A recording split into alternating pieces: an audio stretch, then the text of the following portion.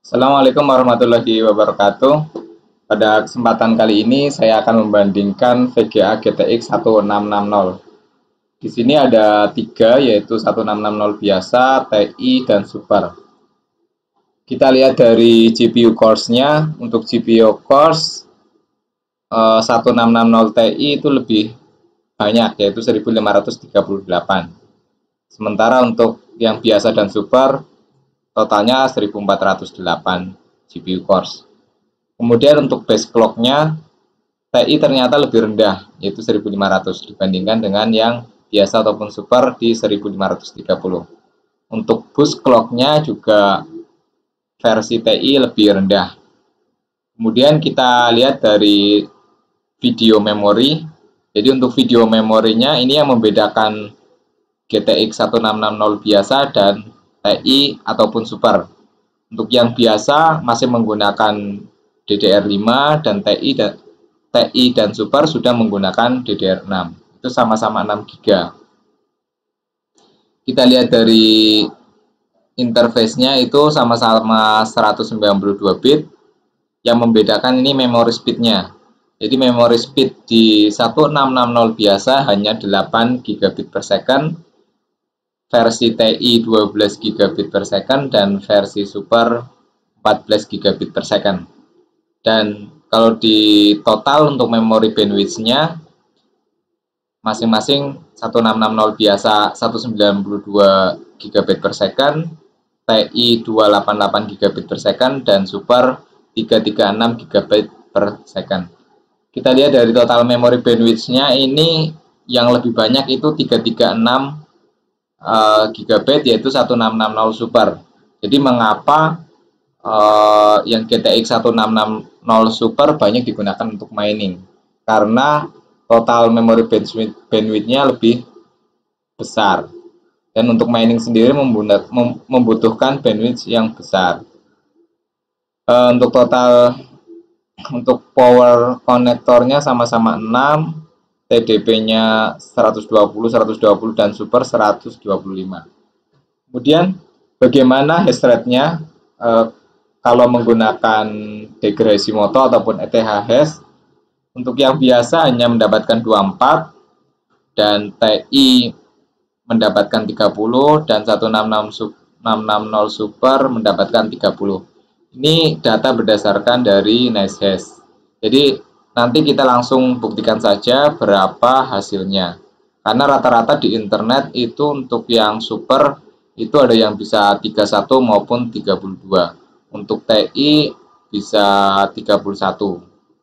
Saya di sini hanya mempunyai dua, yaitu 1660 biasa dan 1660 Ti. Jadi kita akan membandingkan 1660 biasa dan Ti sesungguhnya di NiceHash. Jadi saya mining menggunakan NiceHash, otomatis kalian harus punya softwarenya ini NiceHash. Kemudian yang tidak kalah pentingnya adalah MSI Afterburner.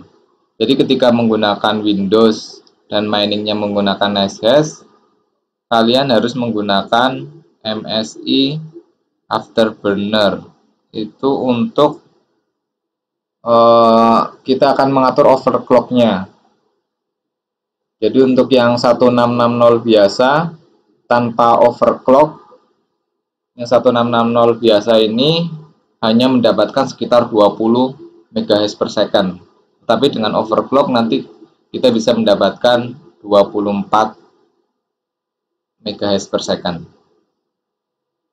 Jadi pertama kita bahas dulu untuk yang overclock 1660 biasa. Saya menggunakan settingan seperti ini. Untuk core clock-nya minus 202, terus memory clock-nya ditambah 652 dan limitnya di 63%. Itu hasilnya di sini. NVMiner yaitu 24,73. Sini untuk powernya 75 watt. Efisiensinya adalah 329. Dan untuk yang TI kita lihat settingannya 1660 Ti Untuk 1660 Ti core clock-nya sama, kita kurangkan 102, tetapi untuk memory clock-nya ini kita lebih besar, 1095, itu mampu ditambah clock-nya menjadi 195, dan power limitnya saya set 65%, dan hasilnya di sini terlihat kurang lebih 30,5 dengan daya 78 watt, efisiensinya 388. Kita bisa lihat juga di NB minernya ini, untuk 1660 biasa mendapatkan 24,48 atau 24,5, suhunya 60 derajat Celcius, speednya 60, dan untuk yang TI mendapatkan 30,6, suhunya 61 derajat Celcius, fan-nya 62. Untuk suhu sendiri ini karena di dalam ruangan dan siang hari jadi agak panas, sekitar 60. Kalau malam hari ataupun pagi hari itu di sini biasanya hanya 58 derajat, dan untuk yang 1660 bisa 57 derajat. Kemudian kita lihat dari benchmarknya ya. Untuk 1660 saya menggunakan ini miningnya menggunakan NB miner, sedangkan untuk yang TI menggunakan excavator. Ini hanya membedakan saja. Sebenarnya bisa saja digabungkan di sini di NB miner, cuma saya ingin ngetes untuk excavator sama NB miner itu lebih stabil mana. Karena saya pernah coba untuk yang excavator digunakan untuk 1660 itu ternyata kurang stabil. Jadi setelah beberapa menit itu otomatis nutup ini excavatornya, terus buka lagi. Makanya untuk yang 1660 biasa saya coba pakai NB miner. Ini stabil sih, nggak ada nge-close secara otomatis. Karena di excavator sendiri settingan yang 1660 biasa yang ini itu dianggap overclock. Jadi makanya software excavatornya otomatis mati dan nyala lagi. Kalau di NB miner nggak ada masalah. Jadi tidak ada peringatan bahwa overclock yang dilakukan itu melebihi. Sebenarnya ketika kita lihat di Curve Editor, kita menggunakan ini penggunaan kita dan standarnya ini. Jadi untuk mining sendiri sebenarnya di bawah clock, standar clock ataupun underclocking sih sebenarnya, bukan overclocking. Jadi berada di bawah standarnya. Terus untuk 1660 Ti kita lihat juga secara grafik berada di bawahnya. Jadi kita untuk mining sendiri kita memaksimalkan untuk memorinya. Memori kita maksimalkan, dan untuk GPU-nya itu malah kita kurangi untuk yang versi GTX ini. Jadi masing-masing versi dari VGA beda-beda. Jadi karakternya beda-beda, untuk settingan core clock dan memory clock juga berbeda. Jadi seperti itu. Untuk hasilnya kita lihat.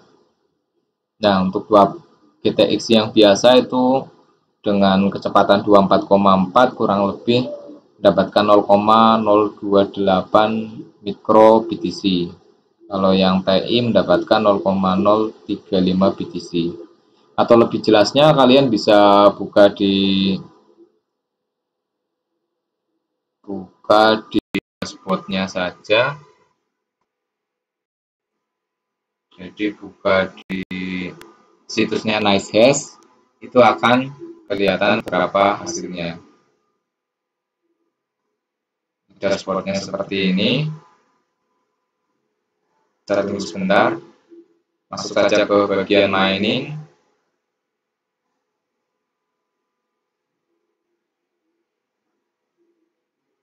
Nah, sini ditampilkan totalnya. Kurang lebih dalam satu hari itu 7.776 BTC, ataupun kalau dirupiahkan itu sekitar 61.000 rupiah. Dan ini angkanya beda-beda sih. Jadi kurang lebih Kalau patokannya sih sekitar 7.000. Jadi sehari 7.000 BTC. Kalau saat ini untuk Bitcoin sendiri berada di 792, ya kurang lebih 60.000. Jadi 50 sampai 60.000 per hari dengan dua VGA ini, 1660 biasa dan 1660 Ti. Ya, demikian review dari saya tentang GTX 1660 biasa dan GTX 1660 Ti. Nantikan video menarik lainnya di channel ini. Terima kasih.